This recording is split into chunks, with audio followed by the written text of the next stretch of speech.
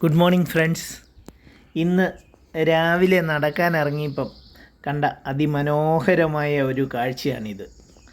റോഡിന് രണ്ടു വശത്തും വളരെ ഭംഗിയായി നട്ടുവളർത്തിയിരിക്കുന്ന പൂച്ചെടികൾ കണ്ണിന് ആനന്ദകരമാണ്.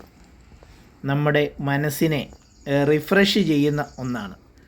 എത്ര ടെൻഷനുള്ള സമയത്താണെങ്കിലും നമ്മളൊരു കുറച്ച് നേരം ഇങ്ങനെയൊരു സാഹചര്യത്തിൽ കൂടെ നടന്നു കഴിഞ്ഞാൽ നമ്മുടെ ആ ടെൻഷൻ കുറയാനും നമുക്ക് മാനസികമായിട്ടും ശാരീരികമായിട്ടും ഇമോഷണലായിട്ടും അതുപോലെ തന്നെ സാമൂഹികപരമായിട്ടുമുള്ള മാറ്റങ്ങൾ വരുന്നുണ്ട്.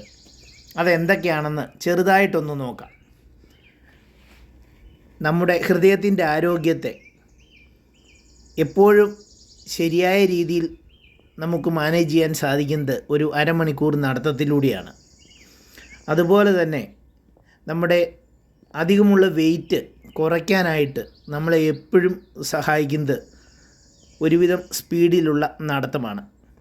പിന്നെ ആൾക്കാർ ചോദിക്കും, ഞങ്ങൾ ജോലി സംബന്ധമായിട്ടും പിന്നെ വീട്ടിലാണെങ്കിലും ആവശ്യത്തിന് നടക്കുന്നുണ്ട്, പിന്നെ എന്തിനാണ് ഒരു പ്രഭാത സവാരി എന്ന്.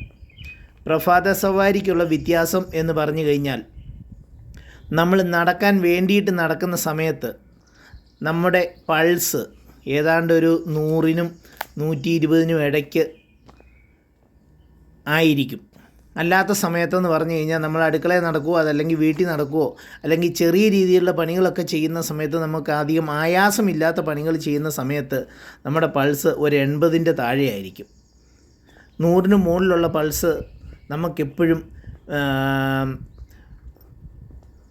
നമ്മുടെ ലങ്സിനെ അതെപ്പോഴും അതിൻ്റെ ഫുൾ കപ്പാസിറ്റിയിലേക്ക് കൊണ്ടുവരാനും ആവശ്യത്തിന് ഓക്സിജൻ വലിച്ചെടുക്കാനും സഹായിക്കുന്നുണ്ട്. അതുകൊണ്ടാണ് പറയുന്നത്, നമ്മൾ എപ്പോഴും നടക്കുമ്പം നമ്മൾ ഇച്ചിരി സ്പീഡിൽ നടക്കണം.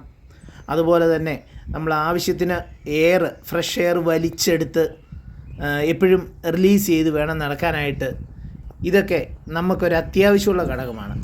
അതുപോലെ തന്നെ നമുക്ക് സ്ട്രെസ്സ് ഇങ്ങനെയുള്ള കാഴ്ചകൾ കണ്ട് കുറച്ച് നേരം നടന്നു കഴിയുമ്പോഴത്തേനും നമ്മുടെ സ്ട്രെസ്സ്, ആങ്സൈറ്റി ഇതൊക്കെ ഒരു പരിധി വരെ കുറയാനും സാധ്യതയുണ്ട്.